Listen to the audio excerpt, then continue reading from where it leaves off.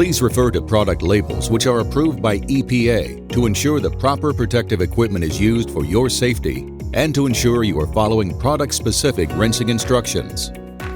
Always collect Rinse-Aid into the spray tank so it can be field applied.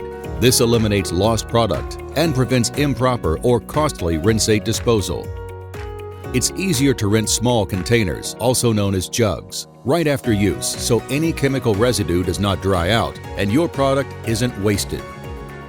There are two ways to properly rinse small containers: triple rinsing and pressure rinsing. The allowed options for your product will be listed on the product label, which is approved by EPA.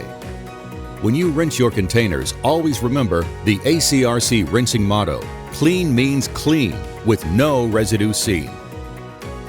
After using all the product, fill the empty chemical container 1/4 full of water, then recap the container.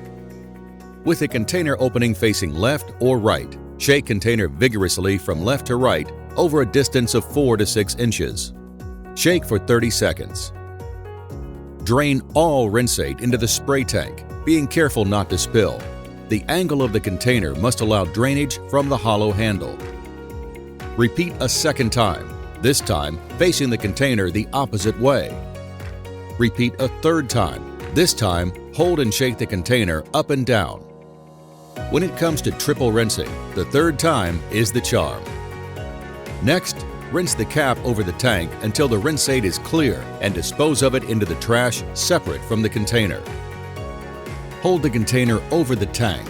Carefully rinse off any residue on the outside and on the mouth of the container. If indicated on the label, pressure rinsing is also an EPA-approved way to rinse your containers. Always point the chemical container opening down into the spray tank to ensure all Rinse-Aid drains into it.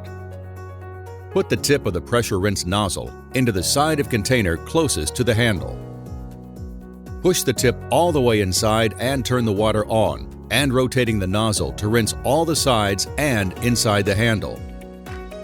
Rinse for a minimum of 30 seconds at about 40 psi, or until all Rinse-Aid is water clear. Rinse the cap over the tank and dispose of it into the trash, separate from the container.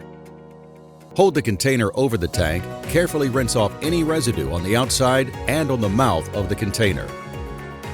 Pay close attention to the threads and neck to make sure there is no dried or residual product that flakes, smears, or wipes off with a glove.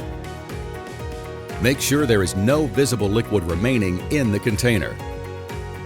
Turn the water off once all Rinse-Aid is water clear. Remove the nozzle and replace the tip guard if you're not rinsing any more containers.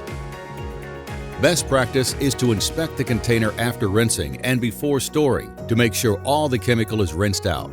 Remember, clean means clean, with no residue seen.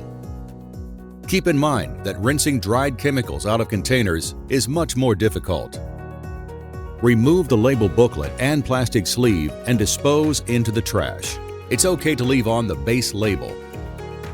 Some containers will leave a solid stain on the walls, and that is fine. Just ensure there is no residual product dried on the interior or exterior walls or on the mouth of the container that can be wiped off with a glove. Puncture the bottom of the container to ensure no Rinse-Aid remains. Store containers in roofed buildings, enclosed trailers, covered structures, or large plastic sacks until ready for collection, ensuring that all containers are properly rinsed and drained. With help from you, the ACRC has collected over 240 million pounds of plastic and continue to collect over 10 million pounds per year. And the ACRC is here to help make doing the right thing easy. The small choices we make to do the right thing today will have a large ripple effect for generations to come. Together, we can all do our part and give new life to used plastic.